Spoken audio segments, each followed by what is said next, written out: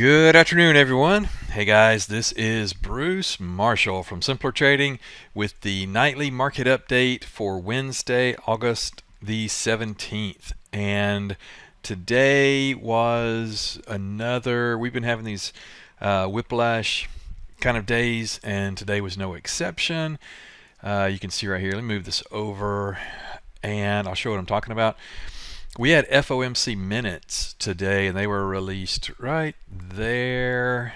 And initial big gap up. There's our 4,300 level we've been watching. If you've been listening to these videos, we were watching for 4,300. And, we tagged it. We actually went over it yesterday. But interestingly, we kind of sold off, kind of fell down here at the open bell. The open is the black, and the overnight session is the light gray. All the way back down to 42.55. This is ES, not SPX.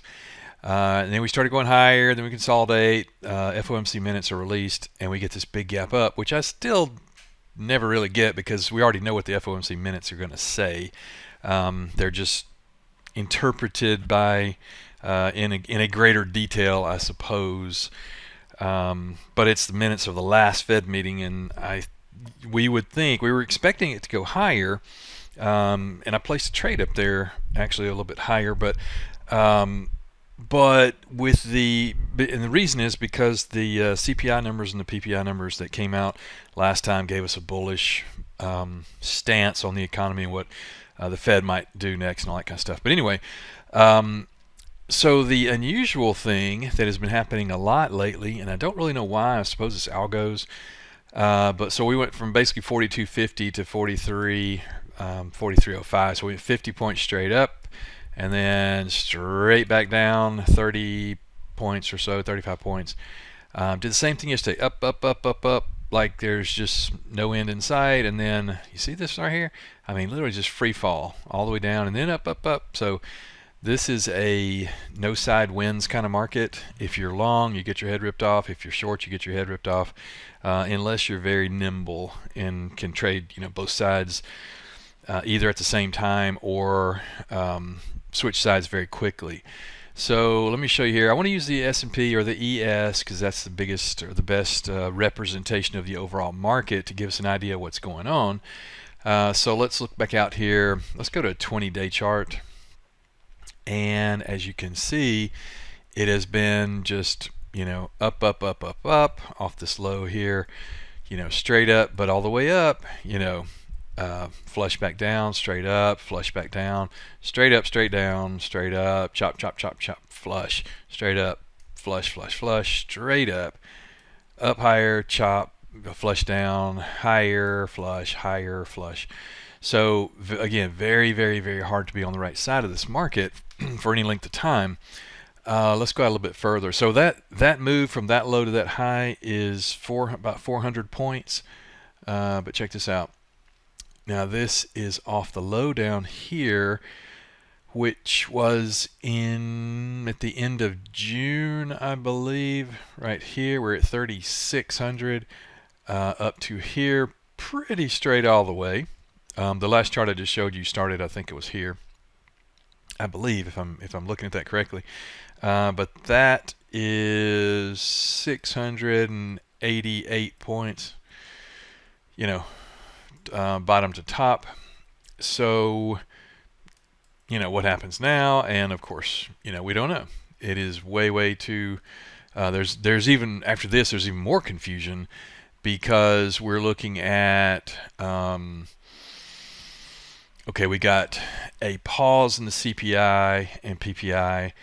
I mean, it was only 0.03%. It's not like it's, we're still running at 8.5%, 9% inflation. It's not like, happy days are here again. And you can't clear 8.5% inflation in weeks. It's going to be months and months and months. I don't think it'll be years, but, it might be 6 months, 9 months, whatever. If it doesn't get worse, and we don't know if it'll get worse or not, we just don't know. We'll have a little bit, better idea when we get the next CPI data. So that being said, if we look at this, do we continue this move higher up here, or do we turn around and roll back over? And I don't know. I have stepped back from making the big picture calls like I have done all year. I was bearish all the way down here. Got a little nervous here. That's a 510 point move, I believe. But I've been kind of shorting this thing all the way down, all the way down, all the way down here.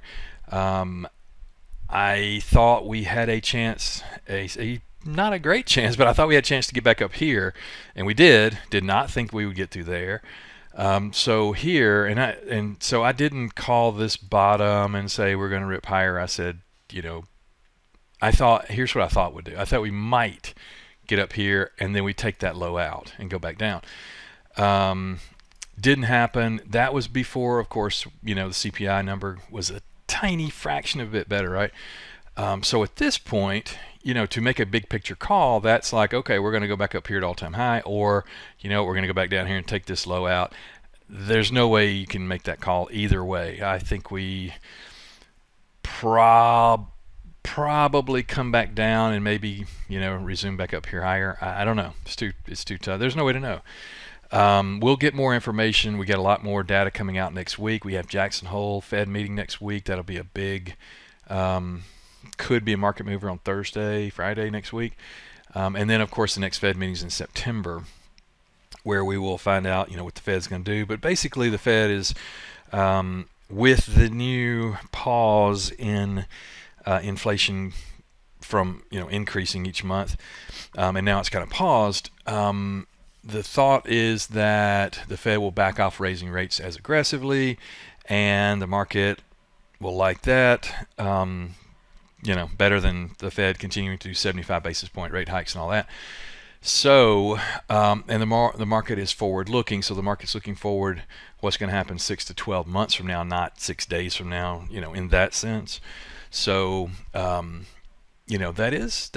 does bode well, but again, we've had almost 700 point move off that low, so we could break and fall back here in a pretty meaningful way and still not really mess this pattern up too much. So the best thing to do is, as we have been doing this year, trade small, tight stops. If you're trading, watch your risk on trades, your max risk, that type thing. I'm not a buyer here, honestly. I'm not jumping in, getting long. If you missed that 700 points, you missed it. I'm not a buyer here. It's just too dicey. There are too many unknowns here, and we've gone too far too fast. I think we probably need to digest some of that move before we go a lot higher. You see that white line? That's a Voodoo Snow line up at 43.72. We could reach up and touch that, but I'm not expecting a whole lot more out of that until I see more confirming data saying that inflation's coming down and things are looking great and all that. So that is what I've got for you. Again, the biggest takeaway, I suppose, is continue to trade smaller size, tight stops, that type thing, and just be careful, because this market can go either way, and it's showing us it is each day, up and down, big 50, 80 point swings each day in both directions. So be careful. If you do want to see how we're doing it in real time, join me in the bias room. We're still doing good. We're still up almost 24% on the year. Tough trading, but we've been able to maneuver it, and it's just working fine. Join us in the main room, in the gold room, where you have access to a lot of different traders, trading different styles, and all that kind of stuff.